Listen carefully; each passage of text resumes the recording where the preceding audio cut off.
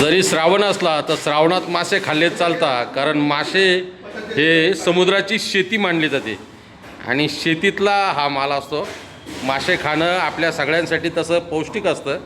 ठीक आहे, थोडासा सीझन इकडे तिकडे असेल सीझन म्हणून, पण मासे कधीही खाऊ शकतो हे मात्र नक्की.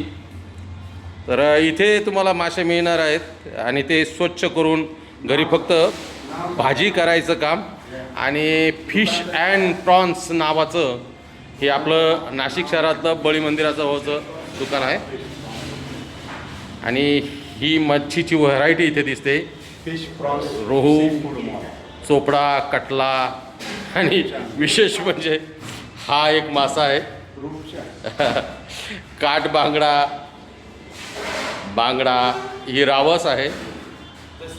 हलवा, पॉपलेट. आता सीझन नसल्यामुळे थोडा माल कमी आहे, परंतु सुंदर त्यांनी जे मांडलेलं आहे हे ओले बोंबील आहेत.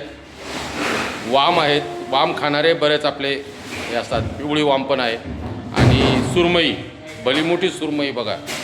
तर हे सगळं या ठिकाणी आहेत. इथे आमचे मित्र आहेत सुनीलजी गांगुर्डे, उत्तम कलावंत, गायक, नट, कलाकार. सरजी काय कसं वाटलं तुम्हाला हे सगळं बघून? मी हे फार दिवसापासून फेसबुकवर याची जाहिरात पाहिली होती. अच्छा. माझ्या मनात भरपूर दिवस होतं की आपण हे जाऊन प्रत्यक्ष बघावं. अच्छा. आता बघितल्यानंतर त्याचा जो डिस्प्ले बघितला तर मन खुश झालं. आता जरा थोडेसे रिस्ट्रिक्शन आहे, त्याच्यामुळं पल्लीनंतर हे सगळं इथून हे करणार. नक्की नक्की बघितलं आहे. खवय्या आहेत सर आणि नक्कीच येणार आहेत. आणि मासे खाणं आपल्या डोळ्यांच्या आरोग्यासाठी, आपल्या हृदयाच्या आरोग्यासाठी, सगळ्यासाठी चांगलं आहे. समुद्री शेती म्हटलं जातं त्याला. तर हे आहेत. तर हे याचे संचालक आहेत ही सगळी मंडळी. आणि स्वच्छता इथली जी बघितली ना तुम्ही तर उत्तम आहे, म्हणजे हायजेनिक पद्धतीने सगळं ठेवलेलं आहे. आणि ही मसाले आहेत त्यांच्याकडे असलेले. या मसाल्यांबद्दल आपण त्यांना विचारूयात काय काय. सरजी काय काय मसाले सांगाल का जरा? तर फिश फ्राय, फिश रस्सा, हां हां या इकडे या ना. हां बोला. मालवणी मसाले चांगले.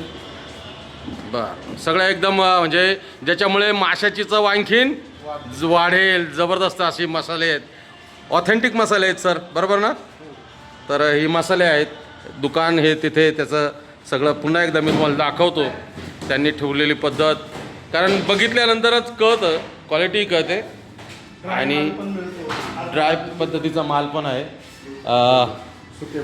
जे सुके बोंबील आहेत, ही सुकट म्हणतो आपण त्याला. त्यानंतर त्याला मावळा पण म्हटलं जातं काही याच्यामध्ये. तर झिंगे असं बऱ्याच आपल्या ग्रामीण भागामध्ये. आम्ही लहानपणी याशिवाय कुठली भाजी खात नसायचो बरं का सुनील सर. मेथीच्या भाजीतही चालायचं, कांद्याच्या पातेमध्ये ते चालायचं, वांग्यातही चालायचं. पण आत्ताच्या ज्या आमच्या घरातल्या महिला आहेत त्या सगळ्यापासून जरा 4 हात दूर राहतात. त्यामुळं आम्हाला खायला जरा अडचण पडायला लागली.